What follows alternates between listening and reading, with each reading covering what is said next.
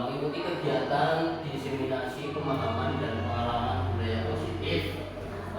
Ini sebagai kegiatan kami di Calon Bergerak Angkatan 11, sehingga kami akan berbagi pemahaman tentang budaya positif. Next. Ya.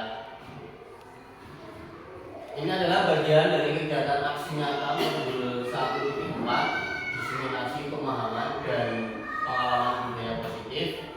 Oke, yang disampaikan oleh saya sendiri, berbagi pemahaman dan pengalaman budaya positif. Konsep-konsep dalam modul budaya positif yang pertama yaitu disiplin dan nilai-nilai kebijakan.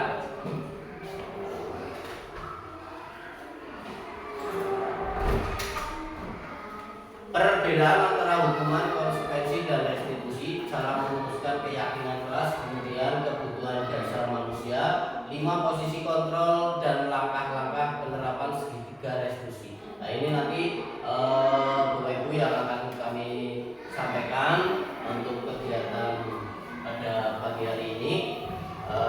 Untuk itu sebelum kita mulai ke kegiatan diseminasi, terlebih dahulu kita akan melaksanakan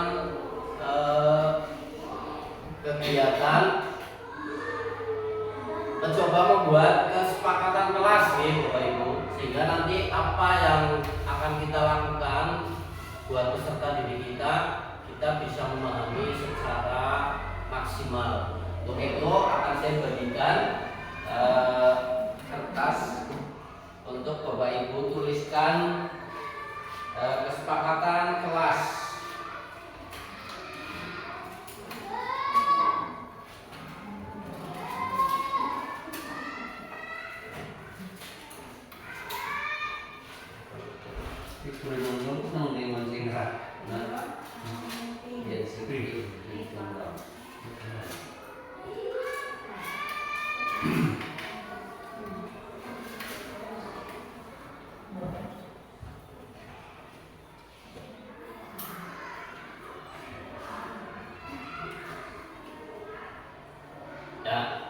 Nanti setelah Bapak Ibu menuliskan kesepakatan kelas, langsung ditempel di papan yang sudah saya sediakan.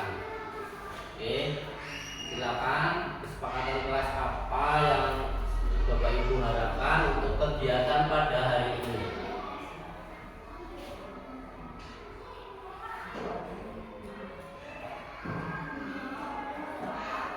Nah, misalnya boleh sambil makan minum, itu bagian dari kesepakatan kelas dalam kita pembelajaran di kelas. Namun demikian untuk kegiatan beserta siswa mungkin kita akan melakukan atau membuat kesepakatan kelas yang lebih berbeda. Nah, ini untuk kita belajar bersama-sama, sehingga monggo untuk kesepakatan dibuat ya sesuka hati, yang penting tidak menjadi beban atau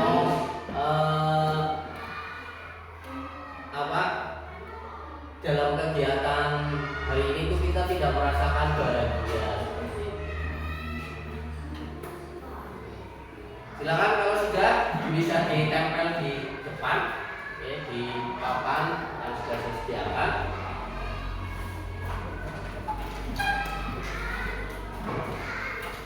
Boleh dibaca Bu Kian, terus menghadap ke kamera mungkin ke teman-teman ya, sambil dibaca. Tidak boleh makan, minum saat belajar. Tidak boleh makan, minum saat belajar. Oke. Ya, ini dari Bapak Kepala Sekolah.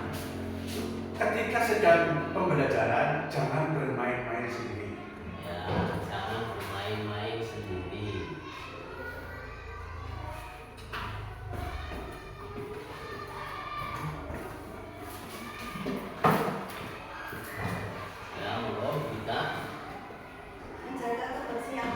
Menjaga kebersihan ruangan, ya bagus sekali.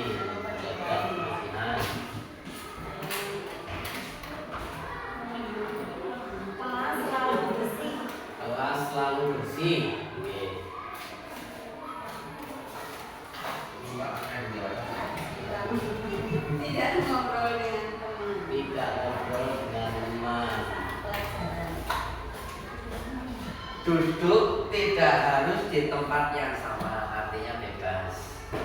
Jadi lomba ya, itu akan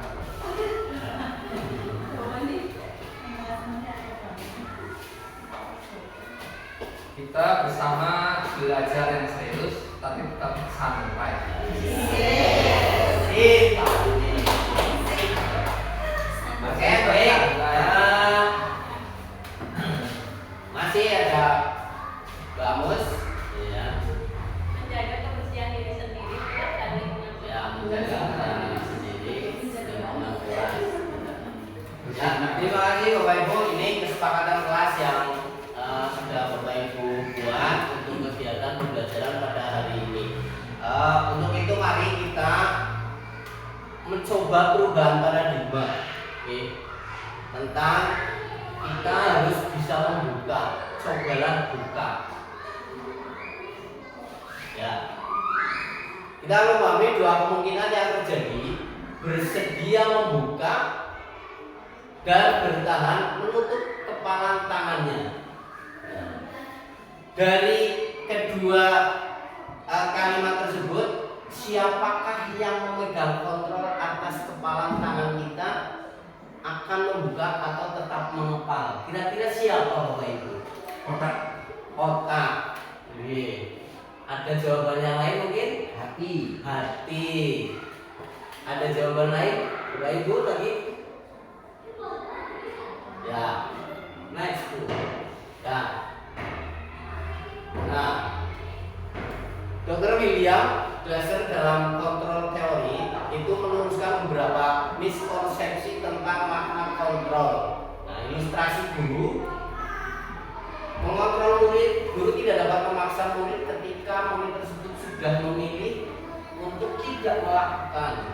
Nah, teori kontrol menyatakan bahwa semua perilaku memiliki tujuan, bahkan perilaku yang tidak disukai. Ilusi bahwa semua penguatan positif efektif dan bermanfaat dalam jangka waktu tertentu, murid dapat menolak atau bergantung pada guru. Nah, yang ketiga, ilusi bahwa kritik membuat orang merasa bersalah dan menguatkan karakter sebuah kegagalan, menimbulkan rasa buruk pada diri murid. Dan yang keempat, ilusi bahwa orang dewasa memiliki hak untuk memaksa. Tindakan yang tidak akan efektif untuk jangka panjang hanya akan menimbulkan permusuhan. Sehingga apa yang tadi dijawab untuk membuka genggaman itu betul sekali yang disampaikan oleh Pak Husen dan Pak Sudin, yaitu otak dan hati harus saling berkesinambungan sehingga kita mampu mengontrol diri untuk bisa menghadapi peserta didik di dalam kelas. Nah, bagaimana seseorang bisa berubah dari paradigma stimulus respon kepada pendekatan teori kontrol? Nah, Stephen R. Covey itu mengatakan bahwa bila kita ingin membuat kemajuan perlahan, sedikit-sedikit ubahlah sikap atau perilaku kita. Namun bila kita ingin memperbaiki cara-cara utama kita, maka kita perlu mengubah kerangka acuan kita. Ubahlah bagaimana Anda melihat dunia, bagaimana kita berpikir tentang manusia. Ubahlah paradigma kita sendiri, ya. Nah, skema pemahaman dan penjelasan aspek-aspek tertentu tentang realitas. Nah, di sini yang terkadang kita sulit untuk merefleksikan diri sendiri, ya. Kalau untuk menilai orang lain itu sangat mudah sekali, ya. Tapi untuk menilai diri sendiri kadang sulit. Makanya kita harus diawali dari diri sendiri sebenarnya dalam konteks pembelajaran di era kurikulum merdeka itu lebih berpihak kepada murid. Sehingga bagaimana perubahan paradigma stimulus respon atau teori kontrol yang di tabel sebelah kiri atau kanan saya itu stimulus respon. Nah, ketika realitas kebutuhan kita sama, namun di teori kontrol realitas kebutuhan kita berbeda. Selanjutnya kita mencoba mengubah orang agar berpandangan sama dengan kita. Nah, kita berusaha memahami pandangan orang lain tentang dunia. Itu juga terkadang tidak bisa sama. Nah, perilaku buruk dilihat sebagai suatu kesalahan. Semua perilaku memiliki tujuan.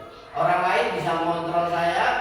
Nah, hanya Anda yang bisa mengontrol diri Anda. Nah, kemudian saya bisa mengontrol orang lain, namun Anda tidak bisa mengontrol orang lain. Nah, pemaksaan ada pada saat bujukan gagal.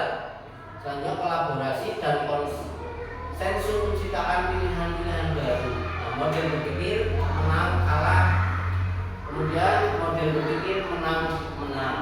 Nah, ini adalah bagian dari perubahan paradigma stimulus respon teori kontrol. Kemudian disiplin positif. Nah, ini disiplin positif artinya belajar, namun dalam budaya kita dimaknai sesuatu yang dilakukan seseorang untuk mendapatkan kepatuhan dan cenderung ke arah ketidaknyamanan. Disiplin yang dimaksud adalah disiplin diri yang memiliki motivasi internal, tidak akan terpengaruh adanya hukuman atau hadiah.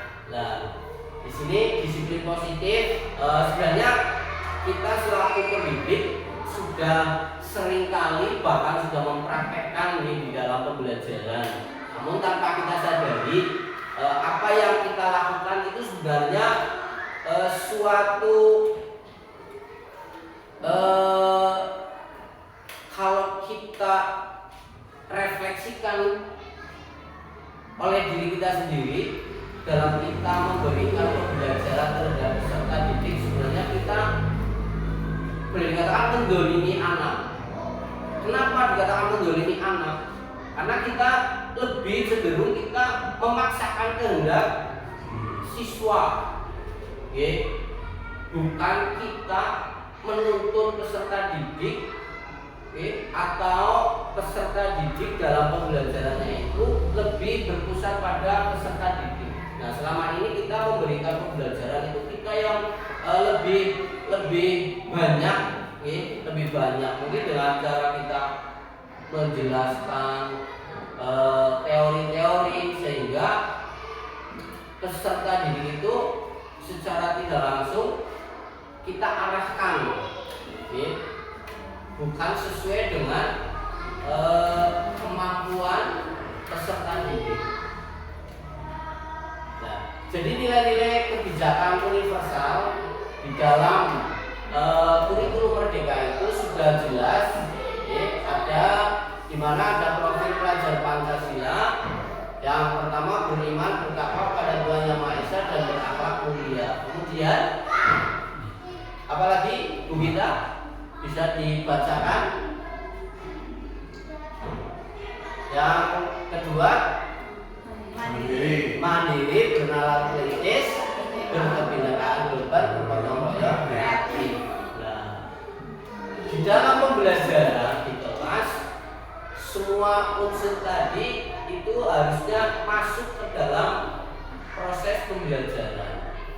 Nah, sehingga kita selaku peserta didik harus mampu memberikan contoh nilai-nilai positif tersebut. Selanjutnya ada nilai-nilai kebijakan universal. Nah, Ibo Primary Program atau PYP, sikap murid itu harus memiliki sikap toleransi, rasa hormat, integritas, mandiri, menghargai, antusias, dan empati, keinginan tahuan, kreativitas, kerjasama, percaya diri, komitmen. Nah, ini bagian visi, bagian dari visi sekolah yang bisa kita muat aspek-aspek dari nilai-nilai kebijakan universal ini. Kemudian nilai-nilai kebijakan universal yang ketiga yaitu 9 pilar karakter Indonesia Heritage Foundation. Yang pertama cinta Tuhan dan segenap ciptaannya. Berarti ini jelas nih, ketika kita cinta Tuhan dan segenap ciptaannya ya berarti seluruh makhluk hidup yang ada di alam ini. Kemudian kemandirian dan tanggung jawab, kejujuran, amanah, diplomatis, hormat dan santun, dermawan, suka menolong dan gotong royong, percaya diri, kreativitas dan bekerja keras, kepemimpinan dan keadilan, baik dan rendah hati, toleransi, kedamaian dan persatuan. Nah inilah nilai-nilai kebijakan universal yang harus senantiasa harus kita terapkan terhadap peserta didik di dalam kelas maupun di luar kelas, bahkan memberi bekal dalam bermasyarakat. Baik Bapak Ibu, sebelum saya lanjutkan ke materi berikutnya, mari kita ice breaking dulu sebentar ya, biar semangat belajarnya. Bagaimana Bapak Ibu? Siap. Oke, kita akan bermain tepuk ya. Coba tepuk 1, kemudian sampai 5 nih. Nanti gerakannya divariasi ke kanan, ke kiri, ke atas, ya. Terus nanti perlamban dan sampai ke paling cepat. Coba kita mulai. Tepuk 1, tepuk 2, ya, tepuk 3, tepuk 4, ya, tepuk 5. Iya. Terima kasih. Dan jadi seperti halnya kita di dalam kelas ketika kita belajar bersama peserta didik pun kita harus bisa seperti ini, banyak kreativitas untuk mengembangkan bagaimana kita bisa membuat anak itu senang, nyaman di dalam kelas. Ya. Selanjutnya yaitu teori motivasi, hukuman, dan penghargaan restitusi. Jane Gossen dalam bukunya Restructuring School Discipline menyatakan ada 3 motivasi perilaku manusia. Nah, yang pertama untuk menghindari ketidaknyamanan atau hukuman, untuk mendapatkan imbalan atau penghargaan dari orang lain, untuk menjadi orang yang mereka inginkan dan menghargai diri sendiri dengan nilai-nilai yang mereka percaya. Jadi dari teori motivasi, hukum, dan penghargaan restitusi ini, di mana kita sering sekali menghadapi peserta didik di dalam kelas, mungkin ada yang suka bermain sendiri, ada yang tidur dan berkelahi. Nah, disinilah tugas kita bagaimana untuk bisa menghadapi atau menyelesaikan permasalahan tersebut, sehingga anak itu tidak semata-mata langsung kita kasih hukuman karena tidak mengerjakan tugas misalnya. Itu tidak bisa seperti itu. Harus kita cari permasalahannya. Apa sih, kenapa sih seperti itu? Kenapa anak tersebut tidak mengerjakan tugas? Kenapa tidur di kelas misalnya seperti itu? Sehingga kita harus mencari tahu penyebab-penyebabnya. Dan dari alasan-alasan tersebut nanti kita bisa mencarikan solusi bagaimana untuk menghadapi peserta didik yang mengalami hal-hal semacam itu atau punya permasalahan-permasalahan di dalam kelas ataupun di dalam lingkungan keluarga, sehingga anak tersebut tidak memiliki rasa takut karena kita mungkin terhadap kita ketika melihat anak seperti itu ujung-ujung langsung emosi, bisa kita marah dan kasih hukuman misalnya. Boleh bertanya nggak, Akila? Iya boleh, Bapak. Kembali ke pertanyaan tadi. Iya. Oke. Terima kasih Pak Ilham. Terkait dengan teori motivasi, hukuman, dan penghargaan dan restitusi, di sini dicantumkan menurut Jane Gossen itu ada 3 motivasi perilaku manusia. Nah, yang saya pertanyakan, mari kita berkolaborasi bagaimana caranya agar anak itu untuk mengerjakan tugas itu kan di situ pertama ada untuk menghindari ketidaknyamanan dan hukuman. Kita memberi tugas kepada anak biar anak itu belajar. Ternyata tugas yang diberikan itu tidak dikerjakan. Artinya anak tidak bisa menghindari ketidaknyamanan dan hukuman.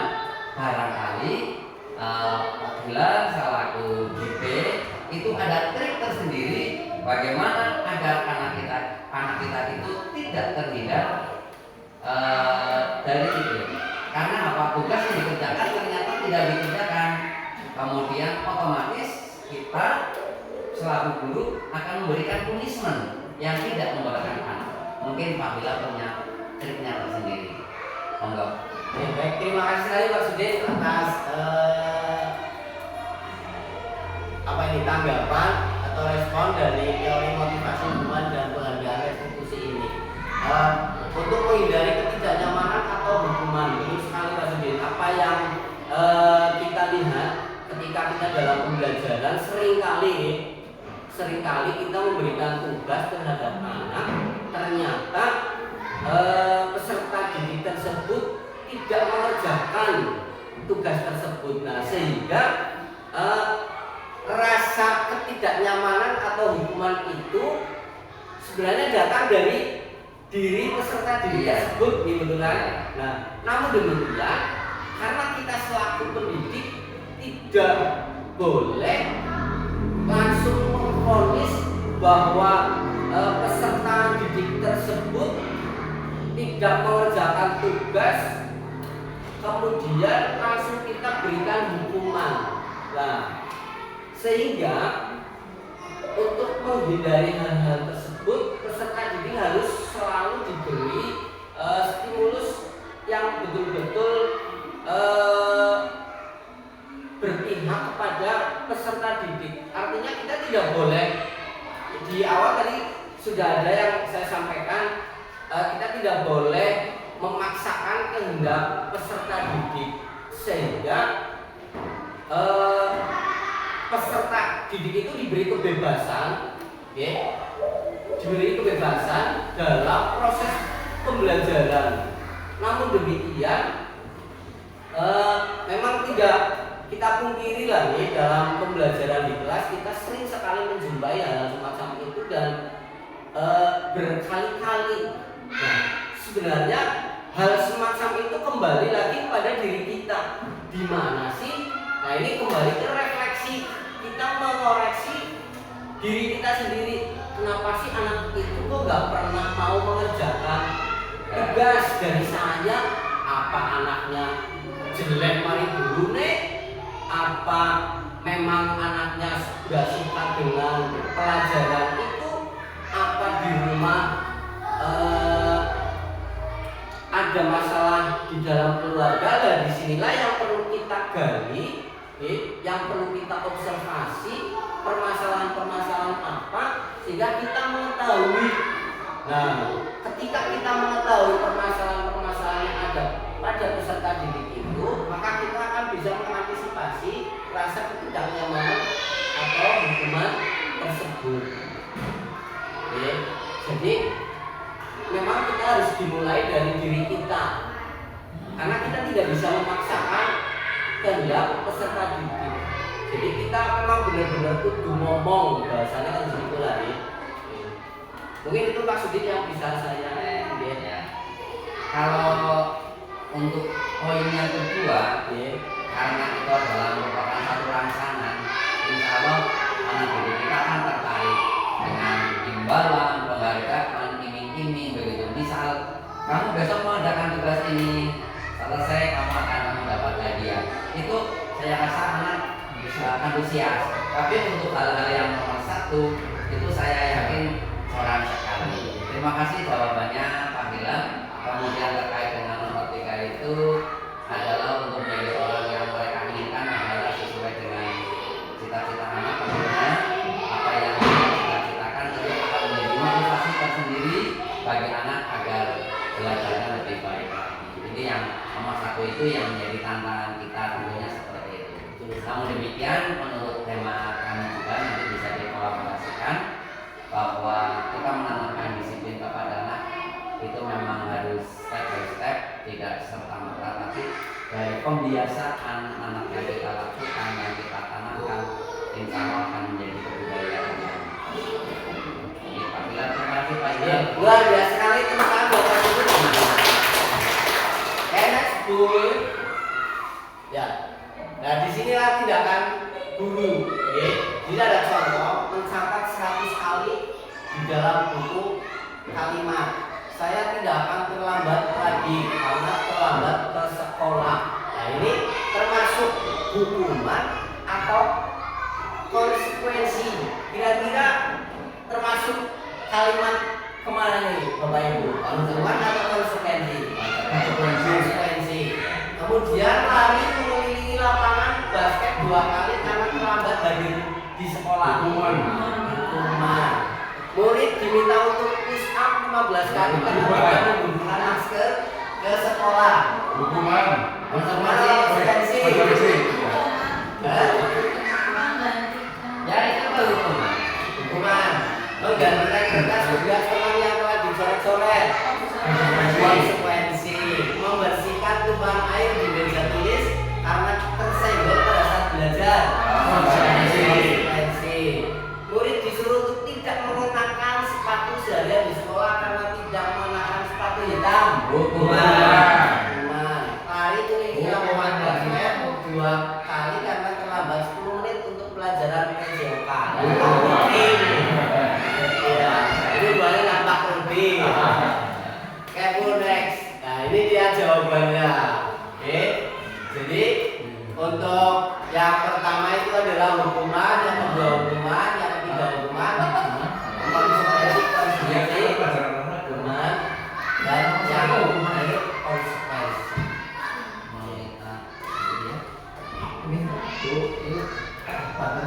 Masih di konsekuensinya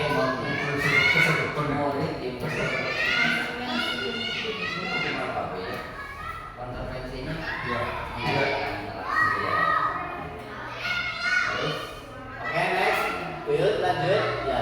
Jadi perbedaan antara hukuman, konsekuensi, dan restitusi. Yang pertama yaitu hukuman bisa diberikan berupa fisik atau psikis.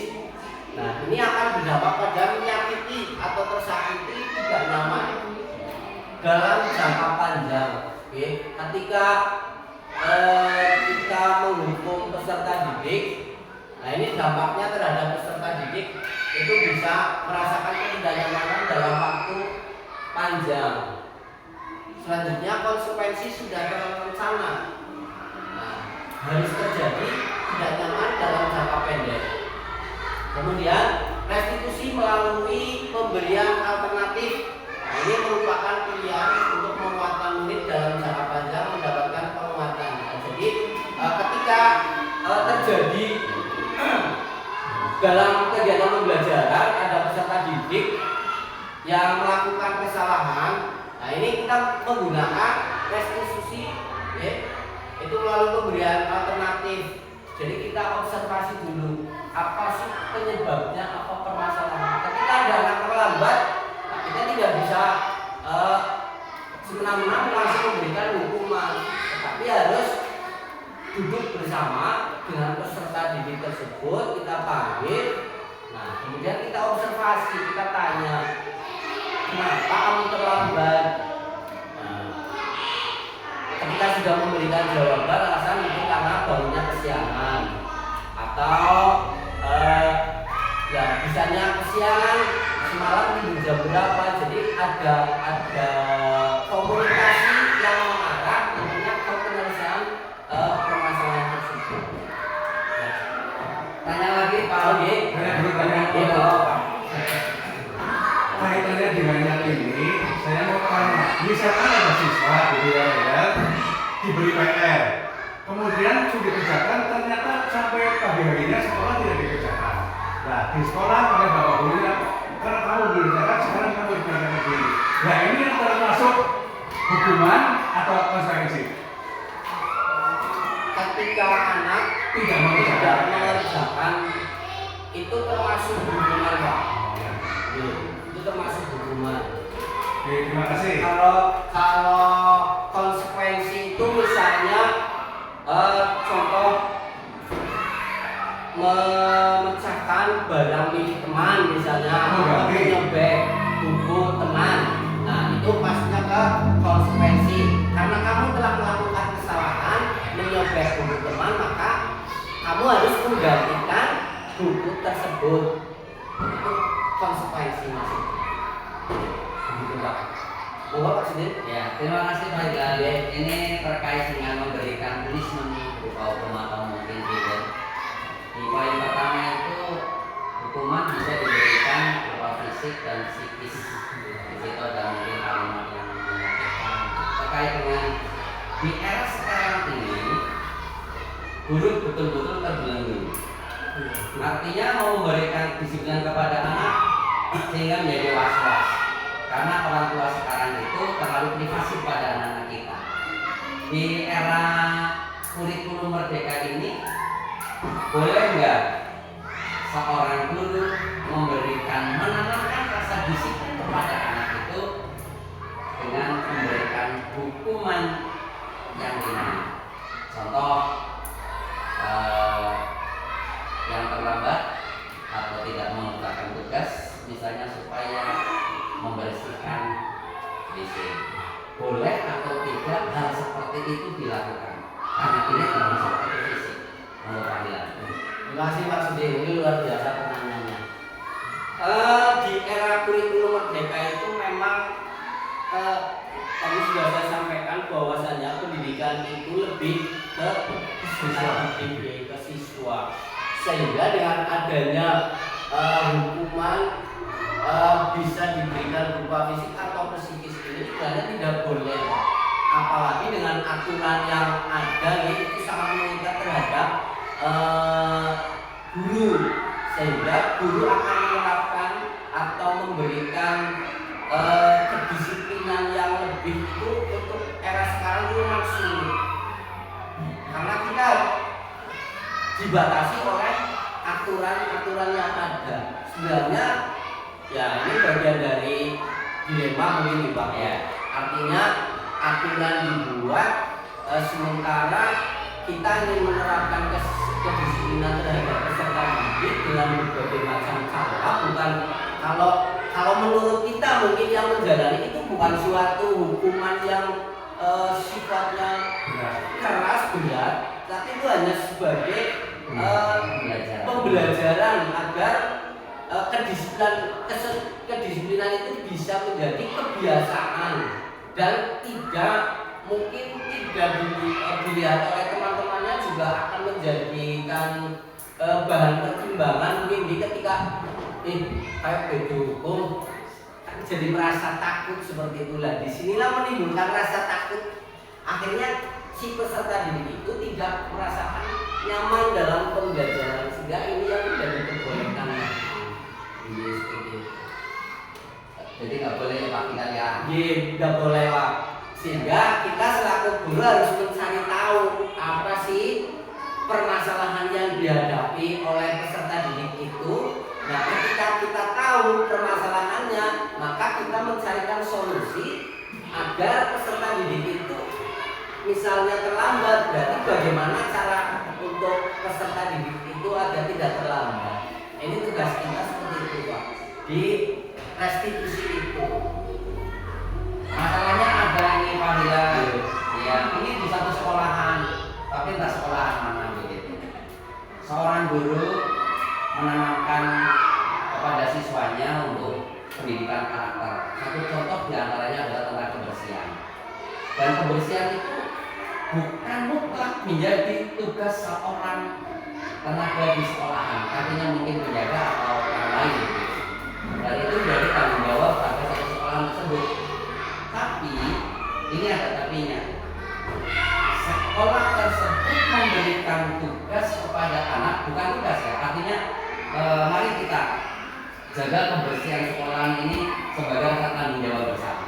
Dan seorang guru itu menyuruh siswanya untuk membersihkan halaman atau menyapu begitu. Ujung-ujungnya orang tua itu tidak terima. Dan ini salahnya di mana kalau seperti ini?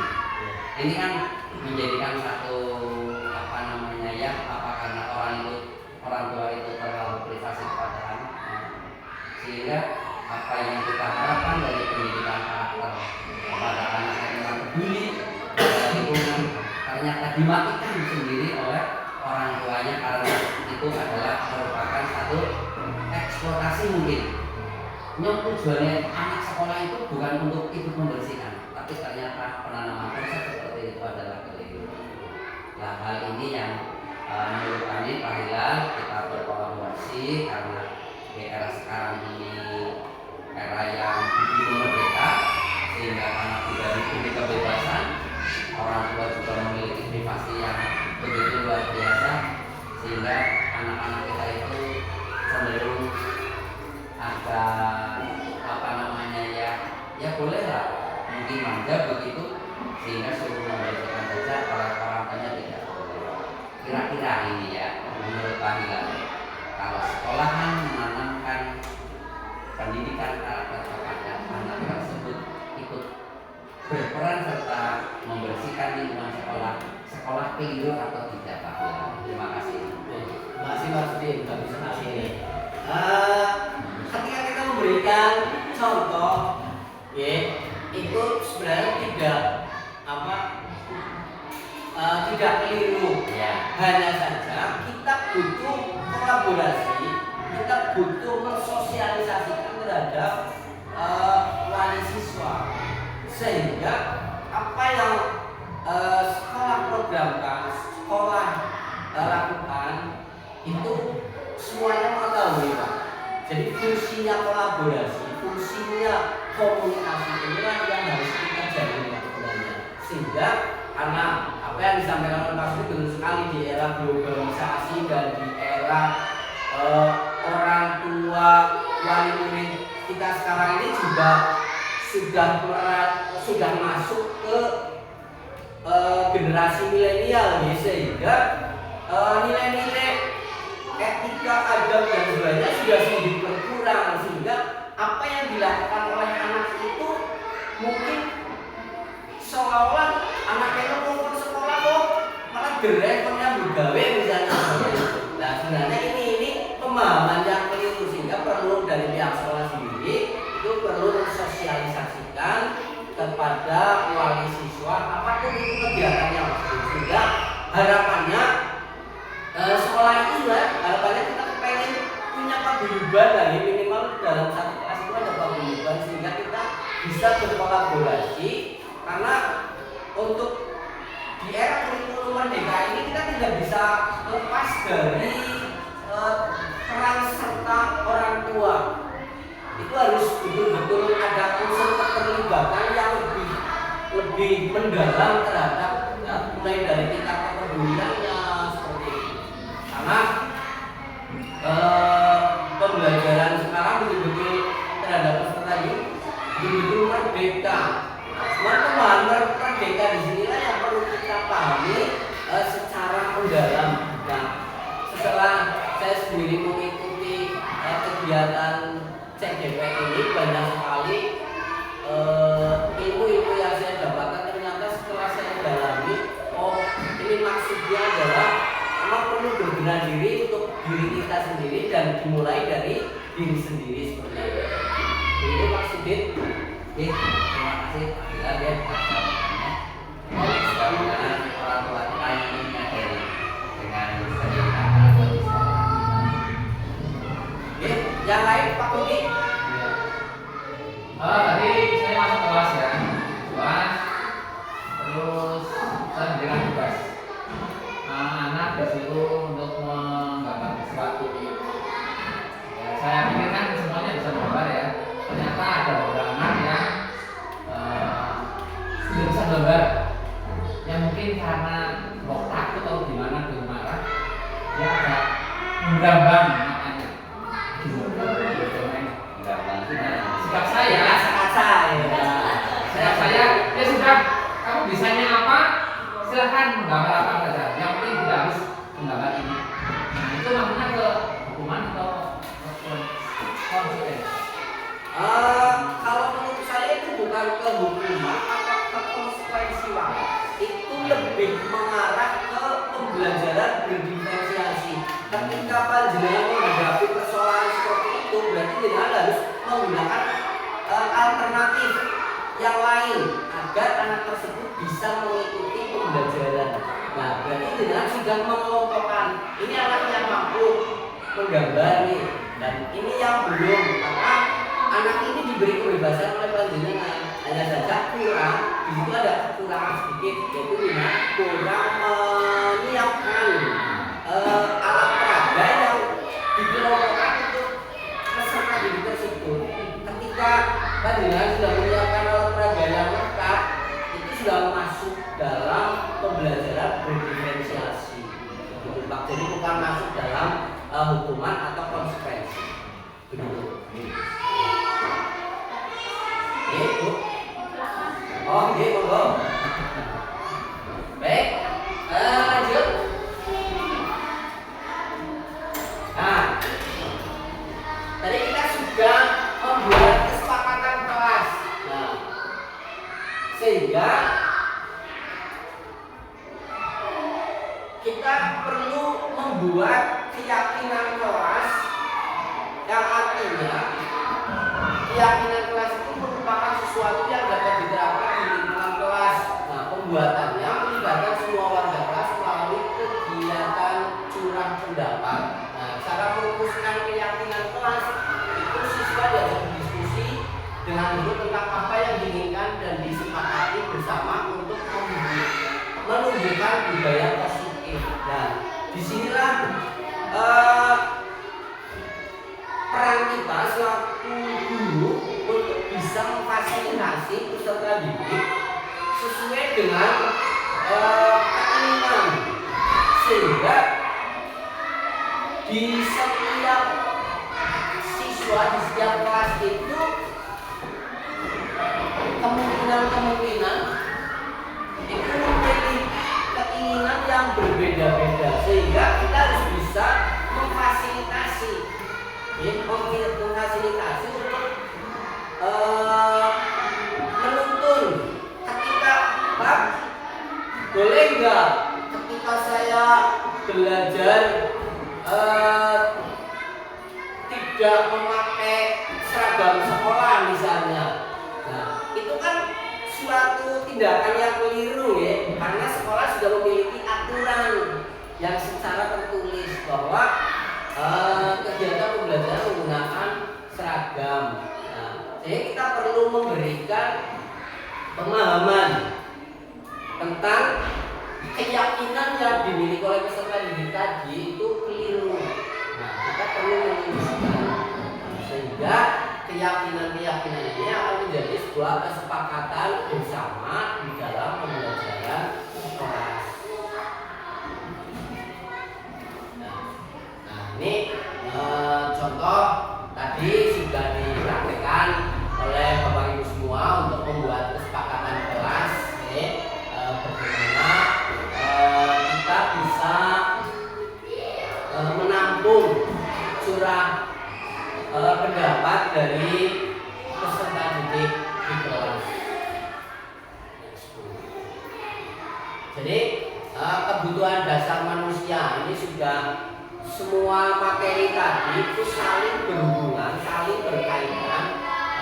Karena kan manusia itu memiliki beberapa kebutuhan dasar.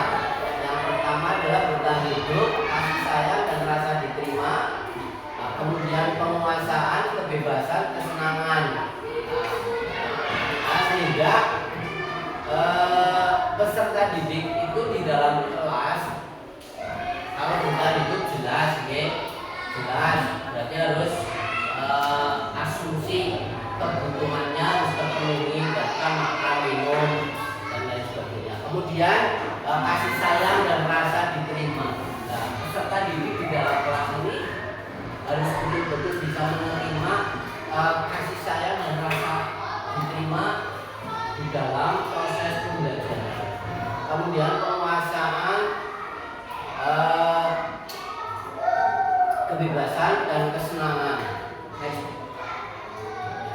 Ini contoh sebagai kalimat misalnya ibu guru bilang aku tidak boleh bernyanyi saat mengerjakan tugas, katanya kelas harus tenang, tidak ada suara, kan nggak seru jadinya, ya kan? Nah, misalnya kemudian ibu guru tidak menyapa aku hari ini padahal aku pakai jepit rambut baru. Nah, ini adalah sesuatu hal yang mungkin dan peserta didik ya, anak kita saja kalau di rumah mungkin mengenakan sesuatu yang baru, pengen dalam misalnya. Ih, bagus banget ini yang dipakai kamu, seperti itulah. Hal-hal semacam itu yang harus kita betul-betul memperhatikan kondisi peserta didik di dalam kelas. Dan juga misalnya aku bosan, masa belajarnya cuma gitu-gitu aja, dengerin guru aja, misalnya gurunya di kelas itu cuma demamnya ngomong menjelaskan materi. Nah ini pembelajaran di era dulu nih, memberikan pembelajarannya demamnya ngomong menjelaskan. Nah ini yang diharapkan itu tidak seperti itu, sehingga kita selalu dulu tadi sudah saya sampaikan ke Pak Rudi bahwasanya pembelajaran berdiferensiasi, kita harus mengetahui berbagai macam kemampuan atau kelebihan peserta didik kita. Misalnya peserta didik kita jumlahnya 15, dari ke-15 itu sebenarnya mempunyai kelebihan atau kemampuan yang berbeda-beda. Nah ini perlu kita observasi sehingga bagaimana kita dalam pembelajaran itu nanti akan membuat peserta didik itu terkelompok, dan kita juga perlu menyiapkan perangkat pembelajaran yang sesuai dengan kebutuhan peserta didik. Ini memang kalau dibilang merepotkan sekali. Artinya kita harus menyiapkan berbagai macam metode pembelajaran, misalnya konten, produk, proses, dan ini harus dikolaborasikan dalam modul pembelajaran yang kita siapkan. Nah, kemudian Sebentar tanya lagi. Ini terkait dengan ini kebutuhan ya, kebutuhan Pak. artinya kita akan menanamkan budaya positif kepada anak, misalnya memberikan pujian, kemudian memberikan kasih sayang, itu kan suatu hal yang sangat positif. Kemudian yang kami tanyakan itu poinnya yang 1, 2, 3 ini. Apakah bosan masa belajarnya cuma gitu-gitu aja, dengerin ibu saja. Ini di era sekarang anak-anak kita itu memang terkait dengan perkembangan zaman dan teknologi ternyata tidak sebanding atau belum sebanding dengan apa yang menjadi harapan kita. Mungkin bagi mereka atau anak-anak yang dibesarkan oleh lingkungan keluarga yang paham betul dengan pendidikan, itu akan mengalami hal yang berbeda. Kita itu ada di pelosok, kemudian orang tua kita sebagian generasi milenial, sebagian lagi mungkin generasi yang dilahirkan sebelum milenial. Ternyata kami yang ada di kelas mau menanamkan apa tadi produk, kemudian apalah sejenisnya agar anak itu tertarik dengan pembelajaran. Ternyata anak kita itu tetap mengalami satu kebosanan. Nah, yang akan kami tanyakan adalah begini Pak Bilal, anak-anak kita di pembelajaran sekarang ini tidak ada metode eja. Akhirnya anak-anak kita itu sangat terlambat sekali di dalam membaca. Nah, sehingga seorang guru itu perlu ekstra waktunya untuk membimbing anak agar anak itu cepat membaca dengan lancar sehingga bisa memahami konsep yang diberikan oleh guru. Pertanyaan saya, Pak Hilal, barangkali Pak Hilal punya kiat agar anak itu cepat bisa membaca, sehingga di dalam memberikan materi pelajaran itu tidak hanya memberikan perhatian kepada anak yang belum bisa membaca. Begitu Pak Bilang. Terima kasih. Nah, bagus sekali Pak Sudi ini pertanyaannya. Terkait pembelajaran di kelas, tentu bermacam-macam kemampuan yang berbeda-beda ya, antara anak satu dengan anak yang lainnya, sehingga apa yang tadi Pak Sudi sampaikan, bagaimana kiat-kiat untuk bisa mengatasi siswa yang mungkin lamban dalam belajar membaca. Nah, di sini tadi saya sedikit sudah menyinggung terkait pembelajaran berdiferensiasi. Iya. Disinilah yang perlu kita kelompokkan Pak Sudi. Artinya kita perlu mengobservasi kemampuan belajar peserta didik kita itu seperti apa. Terkadang ada peserta didik yang cukup dengan mendengarkan saja tahu bisa. Ada yang harus dengan menulis, ada yang harus dengan melihat video, misal ada yang harus kita tampilkan poster atau gambar-gambar lain. Nah, mungkin untuk peserta didik yang lamban berbicara ini bisa lamban membaca itu bisa kita menggunakan kartu kata gitu ya. Kalau kelas 1 itu menggunakan kartu kata misalnya. Mungkin dari di ejaan-ejaan itu dipenggal-penggal sehingga peserta didik akan misalnya di situ hanya ada beberapa kata, misalnya buah, nah baru ada kata BU, nah kita sambungkan tambahan huruf yang lain, nah si peserta didik itu untuk melengkapi dan membaca mungkin seperti itu Pak Sudi. Sehingga inilah tugas kita selaku guru betul-betul dituntut kreatif, dituntut kita untuk selalu berinovasi terkait pembelajaran di kelas. Selanjutnya 5 posisi kontrol. Nah, penghukum, pembuat merasa bersalah, teman, pemantau, manajer. Nah, dari 5 posisi kontrol ini, kira-kira Bapak Ibu itu pernah mengalami tidak di dalam kelas, sebagai mungkin sebagai penghukum. Nah, tadi Pak Sudi sudah mencontohkan ada yang terlambat datang ke sekolah, kemudian supaya membersihkan kamar mandi atau membersihkan lingkungan halaman sekolah. Ini berarti termasuk bagian pemberian hukuman penghukum. Nah, berarti Pak Sudi tadi menjadi seorang guru yang penghukum. Nah, kemudian pembuat merasa bersalah ini juga masih hampir sama dengan penghukum, karena itu masih ketika kita menghukum anak peserta didik, tentunya kita akan membuat rasa bersalah menanamkan rasa bersalah pada peserta didik seperti itu. Kemudian teman, nah di sini ada teman, pemantau, manajer. Nah, kita harus bisa menjadi seorang teman buat peserta didik kita. Ketika peserta didik itu melakukan kesalahan, bagaimana kita untuk bisa melakukan pendekatan?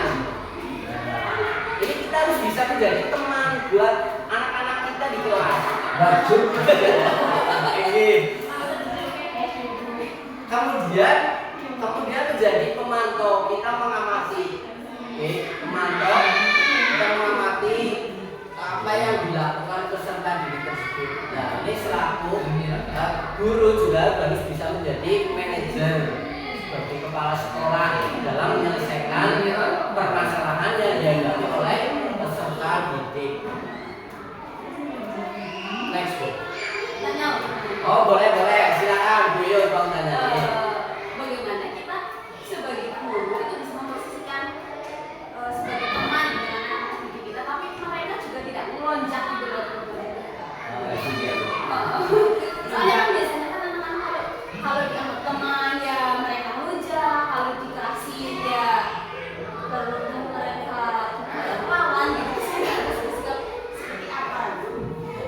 baik, terima kasih sekali Bu ya untuk pertanyaannya. Bagaimana kita mensikapi ketika kita memposisikan sebagai teman terhadap peserta didik kita agar peserta didik itu tidak melunjak kepada kita. Betul sekali memang terkadang kalau kita terlalu dekat dengan peserta didik juga ada sisi positif dan ada sisi negatifnya, karena mungkin peserta didik jadi merasakan dekat sehingga akhirnya peserta didik itu akan melunjak, ya bahasa kita itu melunjak. Nah, arti teman di sini adalah ketika kita menghadapi sebuah permasalahan, Bu. Ketika kita menghadapi sebuah permasalahan, misalnya anak tersebut terlambat datang ke sekolah. Nah, kita bisa memposisikan kita sebagai teman buat peserta didik kita dalam rangka untuk menyelesaikan masalah yang dihadapi oleh peserta didik tersebut. Nah, sehingga kita harus memiliki 5 posisi kontrol ini. Tapi yang dua ini harusnya jangan kita miliki, karena itu sebagai penghukum, kemudian pembuat rasa bersalah. Ya, yang perlu kita tanamkan adalah sebagai teman, pemantau, manajer. Ini artinya untuk menyelesaikan persoalan, bukan berarti kita di dalam kelas itu kita sebagai teman buat anak-anak kita itu kemudian mereka peserta didik itu merasakan nyaman karena kita mungkin dianggap teman seperti itu gitu. Dan akhirnya ngunjak itu bukan arahnya ke situ, tapi ini lebih ke proses penyelesaian masalah restitusi itu tadi. Ini tahapan-tahapannya. Kita di dalam kelas itu ketika ada peserta didik yang melakukan kesalahan, ini kita menjadi seorang yang penghukum, pembuat merasa bersalah, atau teman, pemantau, atau manajer seperti itu. Nah, ini hubungannya dengan pendekatan. Ketika ada peserta didik yang melakukan kesalahan, ini kita melakukan pendekatan dengan cara kita sebagai teman. Dengan sebagai teman ini mungkin dari pertanyaan-pertanyaan yang kita sampaikan kepada peserta didik itu layaknya kita sedang ngobrol sama yang sepadan, mungkin seperti itu. Nggak berasa kalau kita cuma jadi sebagai teman yang nggak berasa. Apa sih cuma kayak gitu, kayak cuma angin lalu kayak gitu. Ya, memang karena usia di sekolah dasar itu berbeda dengan tingkat-tingkat lanjutan, sehingga pemahaman peserta didik itu belum bisa mengarah sesuai dengan apa yang sedang kita lakukan atau pendekatan apa. Hanya saja mereka intinya saya senang dengan guru atau dengan Pak Guru, merasa nyaman. Nah, di situ hanya merasakannya seperti itu, kok tidak sampai ke berpikir saya melunjak, saya hormat kepada guru atau tidak, itu tidak berpikir sampai ke arah situ. Tapi kita sendiri yang merasakan bonsai dikasih hati malah Terjadi. ya, budgetnya seperti itu lagi. Oke, begitu Bu Yul jawabannya. Ya. Next slide, lanjut. Ini karena waktunya hampir selesai. Penghukum, seorang penghukum bisa menggunakan hukuman fisik maupun verbal. Artinya orang yang menjalani posisi penghukum senantiasa mengatakan bahwa sekolah memerlukan sistem atau alat yang dapat lebih murid lebih dalam lagi. Nah, guru yang menerapkan posisi penghukum akan berkata. Nah, sehingga disinilah peran kita kalau sebagai penghukum memberikan hukuman kepada peserta didik ini yang akan berdampak terhadap peserta didik itu tidak baik, sehingga kita tidak boleh menjadi seorang yang melakukan hukuman atau sebagai penghukum. Nah, pertanyaannya, patuhi aturan saya atau awas, kamu selalu saja salah, pasti selalu yang terakhir selesai. Nah, guru seperti ini senantiasa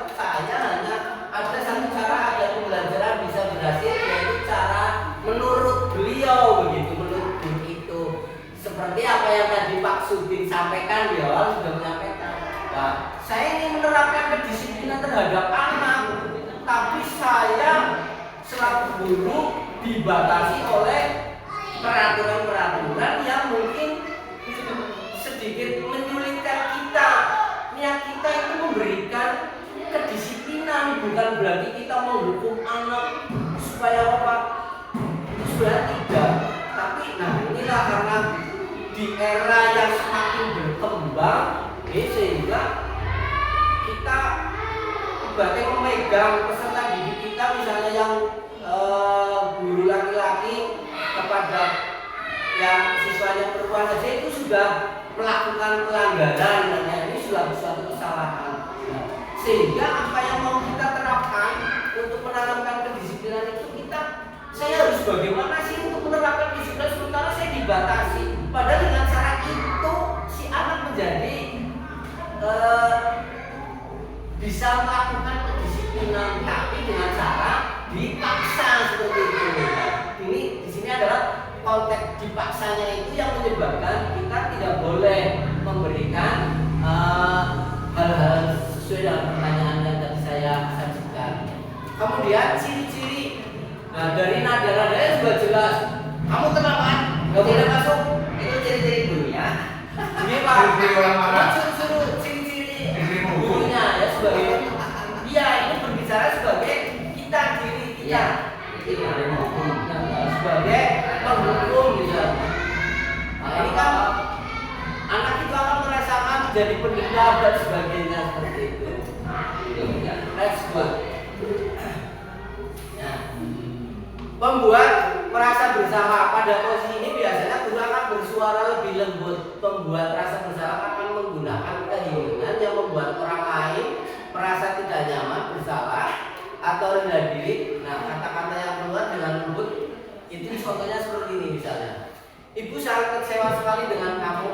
Berapa kali Bapak harus memberitahu kamu ya. Yang di atas contoh ibu guru misalnya Bapak guru.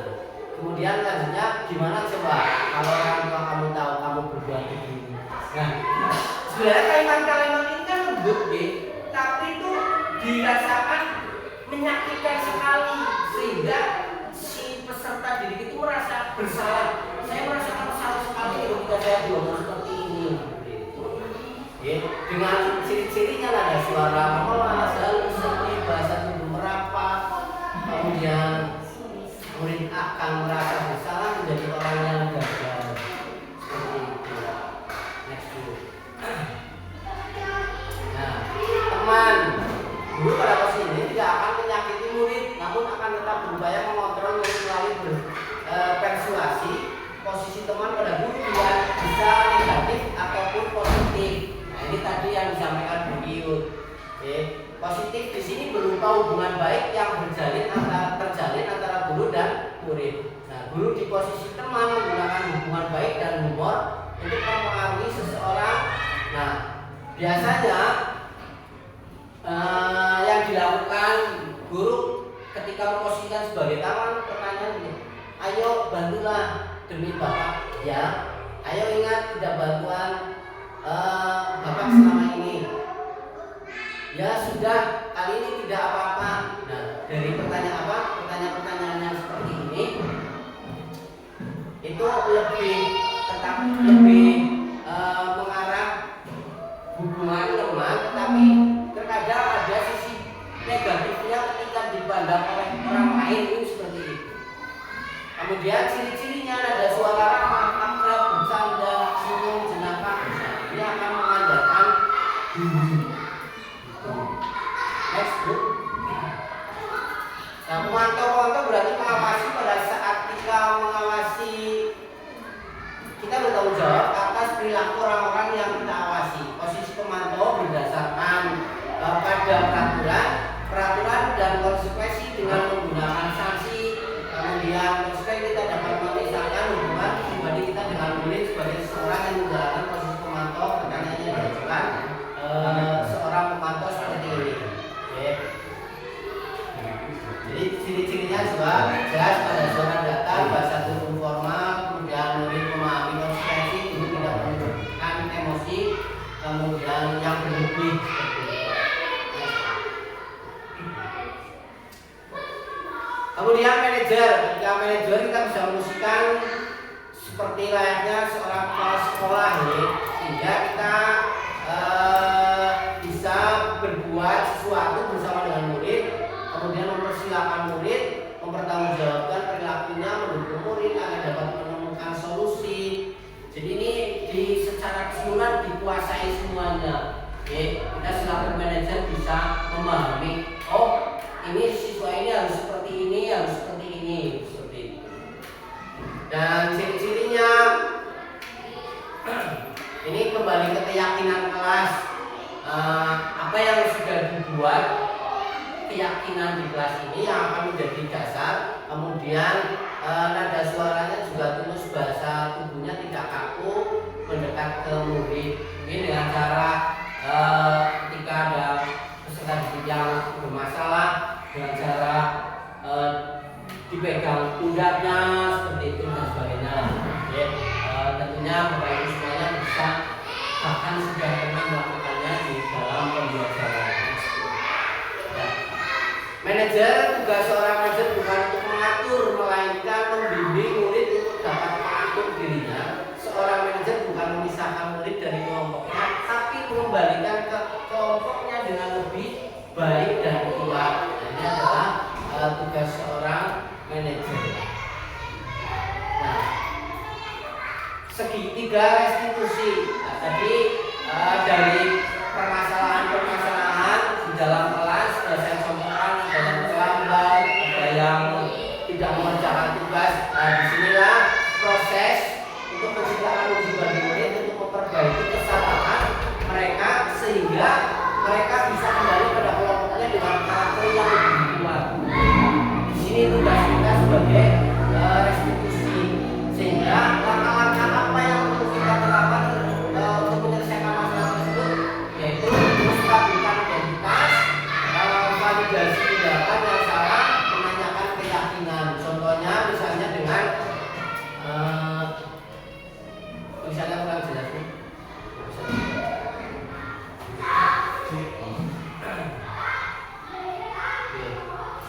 Ini contoh-contoh pertanyaan seperti ini. Kamu tahu apa itu bunyi bisa dibaca? Kamu sudah apa itu? Kamu tentu punya alasan mengapa. Nah ya, kamu tentu punya alasan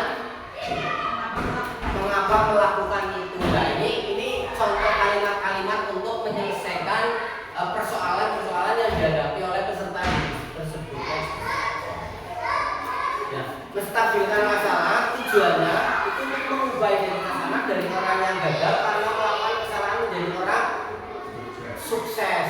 Nah, kalimat untuk meyakinkannya, misalnya membuat salah itu tidak apa-apa. Oke. Tapi di situ ada lanjutannya. Namun, berarti ini kita harus bisa memberi penguatan alasan-alasannya apa seperti itu. Kemudian tidak ada manusia yang sempurna. Saya juga pernah melakukan kesalahan seperti itu. Nah, tapi kita menyampaikan hal semacam itu juga memberikan alasan-alasannya seperti itu. Next. Validasi tindakan yang salah. Nah, tujuannya untuk memenuhi kebutuhan dasar. Kalau kita memahami kebutuhan dasar apa yang mendasari sebuah tindakan, kita akan bisa menemukan cara-cara paling efektif untuk memenuhi kebutuhan tersebut. Kalimat untuk yang meyakinkannya itu misalnya, padahal kamu bisa melakukan yang lebih buruk dari ini ya. Nah, ini kan kalimat-kalimat untuk meyakinkan. Kamu pasti punya alasan mengapa melakukan hal itu. Kamu patut bangga pada dirimu sendiri karena kamu telah melindungi sesuatu yang penting buatmu. Ini contoh-contoh kalimat untuk bisa meyakinkan pada peserta didik yang melakukan kesalahan. Oke, next. Menanyakan keyakinan. Kalau kontrol menyatakan kita tidak sukses telah tercapai langkah 1 dan tingkah waktu yang salah telah divalidasi langkah 2. Maka anak akan siap untuk berhubungan dengan nilai yang dia percaya dan bertindak menjadi orang yang dia inginkan. kalimat meyakinkannya yang tadi di segitiga restitusi ini contohnya. Apa yang kita percaya sebagai kelas atau keluarga, apa nilai-nilai hukum yang kita telah sepakati. Ini contoh-contoh. Terima kasih, salam bahagia. Merdeka menurut Ki Hajar Dewantoro itu adalah merdeka itu artinya tidak hanya terlepas dari perintah, akan tetapi juga buat memerintah diri sendiri. Ki Hajar Dewantoro pemikiran konsepsi keteladanan sikap merdeka cetakan kelima 2013 halaman 469 ini bisa kita pelajari semuanya. Bapak Ibu ternyata sangat luar biasa sekali pelopor pendidikan di Indonesia. Ki Hajar Dewantoro itu sudah memikirkan pendidikan di masa yang akan datang, itu sudah terpikirkan sangat luar biasa sekali, sehingga ketika kita menggali ilmu-ilmu yang disampaikan oleh Ki Hajar Dewantoro itu, disitulah kita bisa merefleksikan diri kita sudah baikkah sebagai guru buat peserta didik kita. Disinilah saatnya kita merefleksikan diri untuk kemajuan pendidikan di SD Negeri 5 Cirebul, tentunya dengan cara kita semuanya berkolaborasi dengan berbagai pihak, antaranya guru, kemudian wali, kemudian komite sekolah, dan mungkin dengan dinas-dinas atau instansi yang lain yang bisa kita ikut dalam turut serta mensukseskan atau memajukan dunia pendidikan di khususnya di SD negeri kita ataupun secara umum di negara Indonesia. Begitu Bapak Ibu, terima kasih sekali atas waktunya. Mungkin sesi ini telah selesai. Untuk itu mari kita akhiri pembelajaran atau berbagi aksi baik dari saya. Apabila saya dalam membawakan materi ini masih banyak kekurangannya, tentu kami mohon bimbingan dari rekan-rekan dan bapak kepala sekolah, tentunya dari yang semuanya untuk demi kemajuan atau peningkatan